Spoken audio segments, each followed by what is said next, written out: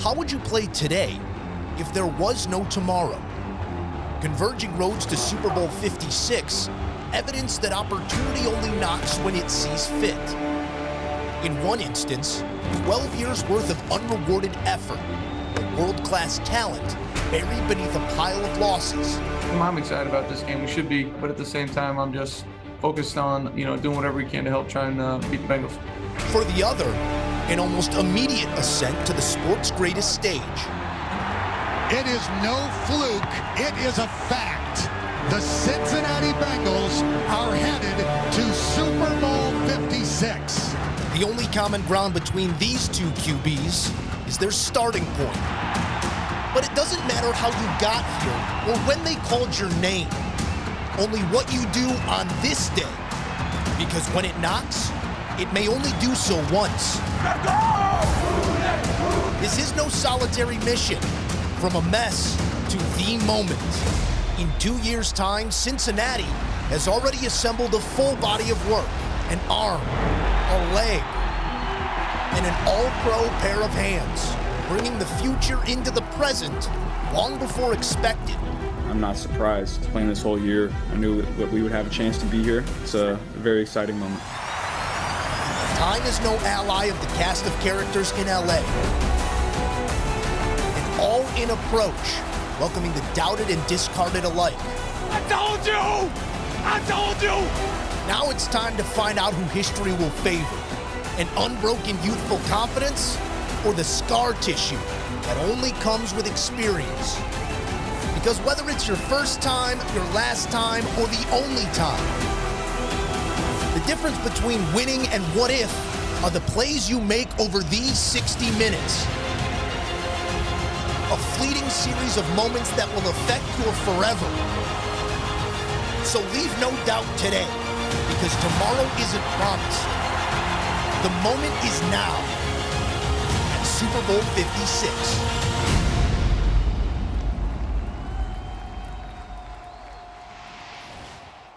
Let's get to the Super Bowl props to bring in Kenny, White, Will Brinson. Let's do quarterbacks today. And let's start right away with Joe Burrow.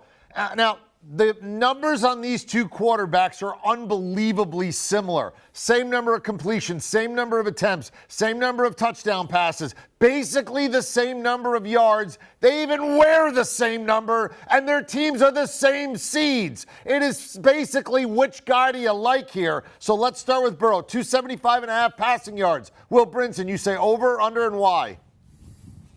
Yeah, I'm under on that, EK, and I think, look, when you bet on these props, one, you want to try and find obviously an edge, and if you have projections or if you don't do projections, you don't model the game, maybe you want to take a look at the game script and how you think it's going to play out. I mean, no secret, I'm on the Rams. I think I made that pretty clear, and I'm the Matthew Stafford bandwagon driver. I think LA can jump out to a lead and then really shorten the game with the rushing attack, and I think what that'll lead to is a lack of Burrow passing yards. I don't think he's going to get to that number. And additionally, there's an out here, too. If the Bengals jump out to a lead or able to run the ball effectively, then you see Burrow stay under. That secondary for the Rams is tough. There's a ton of pass rush there. I think Burrow stays under this number. Yeah, I agree, 100%. Looking at the numbers, crunching Joe Burrow's numbers game in and game out, look at his road games. His median numbers, 20 completions, 30 attempts, 250 yards. That's what he's done in his road games this year. Why? Because Zach Taylor is a very conservative coach. They play a slow, methodical offense, third slowest in the NFL. They love to run the ball on first down. They'd much rather be 2nd and 8 than take a sack and be 2nd and 15. The Rams defense, big part of this equation. Breaking down their numbers, when they're at home, they've only allowed the opposing quarterbacks a median of 210 passing yards a game. And that's because they play great ball control. And that's the way they're going to try to play this game. They're going to try to control the football on the ground. So most of the general public's going to bet this over, and this number will maybe even go up a little bit higher, but I'm under the current number with Will. I will slightly make a case for the over. This is not my favorite on the board. When Cincy has played well, Burrow has gone crazy and has gone flying over, especially late in the year when you look at the numbers. Ultimately, if you're going to beat the Rams in this game, you may have to score points, and you may have to score touchdowns and not kick field goals. when they've scored touchdowns, they've been very effective with Burrow. I'll make a slight case to the over, but again, not my favorite. Next up, Joe Burrow passing touchdowns, 1.5. It's an interesting number. Kenny White, what say you? Yeah, now, EK, when you said you liked over, when you look at the past opponents that Joe Burrow has gone up against, Kansas City's defense ranked 28th in DVOA. Tennessee's defense ranked around 20th. The Raiders' defense probably somewhere in the 20. They played Baltimore. They played Pittsburgh. The teams they played this year, horrendous defenses. This is the best defense they've seen by far, and it's not even close.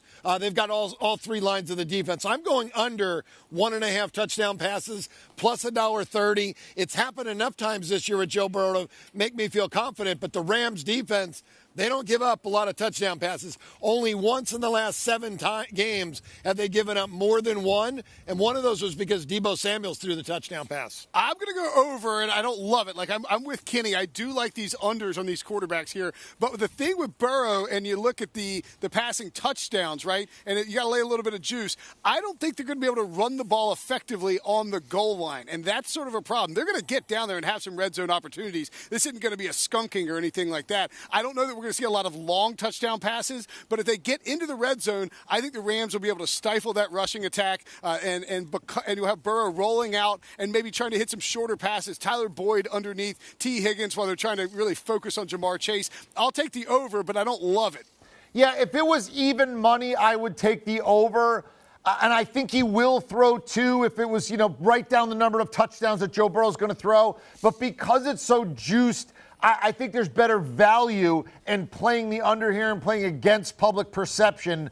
So I'll go under just because of the way in terms of value, because we're going to play a lot of props here. We got to try to find some value, and there may be value on the under. Now let's go to Matthew Stafford. As you've mentioned, Will Brinson, this may be a game for a gold jacket for Matthew Stafford if he can get a win. He's at 279.5 passing yards, and I'm shocked. I mean, Kenny, we talk about median and mean. The median numbers are all over the place. He either goes way over or way under lately. So which is it going to be, Will Brinson? I'm going to take the over on Stafford, and I realize that the game script, if the Rams could get a big lead, we've seen Sean McVay, of course, he loves to lean into that ground game in the second half, try and shorten the game. I don't know exactly how effectively they will be able to run, and then the one thing that keeps sticking back in my mind when it comes to this total for Matthew Stafford is that Sean McVay was embarrassed and humiliated on the biggest stage a few years ago by Bill Belichick's defense. I think he knows that if he wants to win this Super Bowl, if he wants to keep the Lombardi, don't even let it out the building. You keep it in the building. He's going to need to keep his foot on the gas offensively. I think the Bengals will try and stack the box. Those wide receivers will be able to run free. I like the over for Stafford here. Yeah, I'm going under here again. Last 6 games now with Stafford, his median's 273.5, and there's a reason for that. Started throwing a lot of interceptions at the end of the season.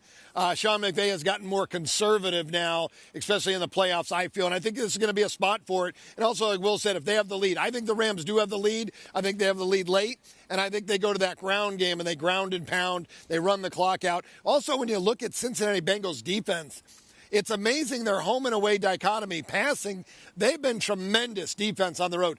18 points per game, that's all they allow in their road games in a median number, and their passing yards around 250. So it just sets for me. I'm going to go with the numbers. I'll stick with them. I'll go under with Stafford. Yeah, I find it fascinating. As I said, in the last 6 games, he has no games between 238 and 309. Everything has either been below 238 or over 309. So there's nothing around that 279. You're just sort of betting, is he going to have a good game or a bad game? I'll take good game here, especially because the Bengals are so bad against slot receivers.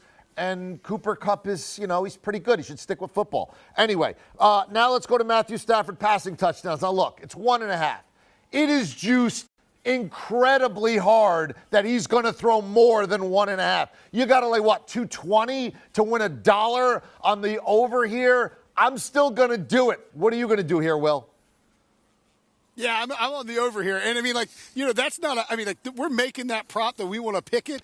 Depending on what your, your unit size is and what you're risking, may alter your conservative, how aggressive you want to be in laying this type of juice for a passing touchdown over. I think he goes over. I mean, it's minus 220. The odds say that it's more likely that he goes over. And again, I think there's a chance that we see the Bengals able to stifle that run game a little, and they use Van Jefferson, use Cooper Kupp in the red zone, use Odell Beckham. Those guys are all, by the way, they're all kind of slot receiver type threats, and they're good in the red zone. So I like the over here a lot, EK. I would almost prefer over 2.5 with a bunch of plus money as opposed to laying minus 220 on the over 1.5. Yeah, I think that would be better value. And I think this number is about right for a regular season game. That's what this number should be. But this is the Super Bowl. And I just remember what I saw last. And I saw Kansas City and Cincinnati in the fourth quarter. Two great quarterbacks, both struggle because the pressure was on. Both those quarterbacks went under their passing yards that game, by the way. So it does happen. Great quarterbacks will go under. I'm going to go under because it's plus 180 for me. And again, I'm going to go back to the Bengals defense on the road this year. They allow just 18 points per game.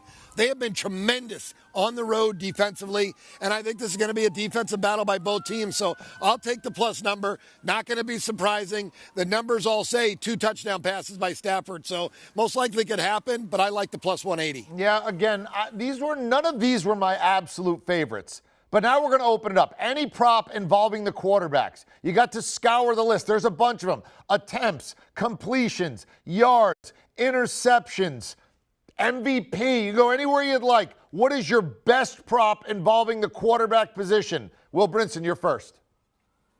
Yeah, and just to Kenny's point, by the way, if you do take the over on the Stafford passing touchdowns, you're risking 2 units. So if you lose that, you're down 2 units, and so depending on how many props you bet, that's 2 losses instead of 1. My favorite prop bet, though, under Joe Burrow passing attempts. Kenny mentioned how slow that Bengals offense is. They really are. I mean, they are methodical as hell, EK, and the Rams are not scared to run slow either. They'll do some tempo stuff sometimes, but they're going to eat up a bunch of the play clock, and you talk about the mix-in runs on first down. It didn't matter that unless Tony Romo's filling in as the offensive coordinator and can actually tell Zach Taylor not to run Joe Mixon on first down, he's going to do it. He doesn't want to get those negative plays on first down, as Kenny mentioned. He wants to try and pick up 5 yards to stay ahead of the sticks, and is even fine getting 3 yards on a carry because then he's going to ask Joe Burrow to convert these 3rd and 5s, and Burrow's very good at it. But it also means a reduction in the number of attempts for Burrow. If this game is slow, if the Rams have a lead, as I believe they will, you're just not, yes, he'll be trying to come back, but no, they will not run, they will not work fast, and he will not have a ton of passing attempts. I love the Joe Burrow under passing attempts here. I'm glad Will's on that. I like that a lot. I'm in the same kind of prop, under in passes completed in the game by Joe Burrow, under 24.5. And on the year, I just said his away games, his median away games, 20 pass completions, 30 attempts. So it's really well under Will's number, 4.5 under my number. The Rams at home have allowed opposing quarterbacks 21 pass completions in their game. Again, slower pace game, less plays for both teams. Again, the general public is going to bet over.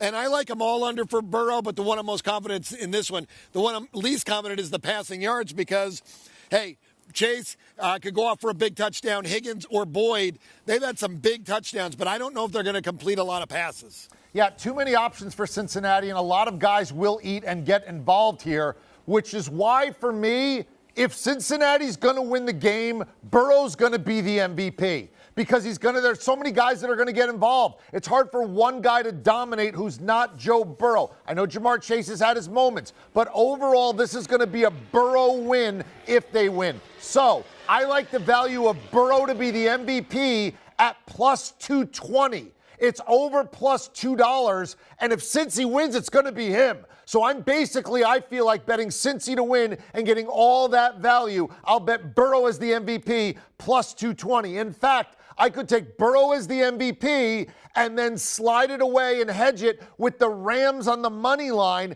and I'm going to win unless Cincinnati wins the game and Burrow isn't the MVP, which I don't think is going to happen. So I could parlay those two things and have a nice little payday. Well done, Kenny White, Will Brinson from out in L.A. Those are your quarterback props. So let's take a look exactly what everybody wants you to do. Look at Kenny White, the Undertaker.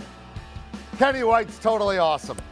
Unders are generally the better play, especially in Super Bowl props. And as we get closer, I think you'll see Will, and I'll start taking more of the unders because we want to bet against the public. The public plays a lot of props in the Super Bowl, and they like to play them over. So you will find value in the under as we keep going. All right, there's your best one. They're both going to play against Joe Burrow on attempts and completions. And by the way, we could all hit. I mean, Joe Burrow could have 22 completions, 35 attempts, for 312 yards and 3 touchdowns and a Bengal win, and he would be the MVP, and we could all easily hit that one. Do you want a sports network that delivers everything that matters about the game? The highlights, the picks, the instant analysis, no yelling, no fake debates, no politics. Hit the subscribe button and never miss a moment.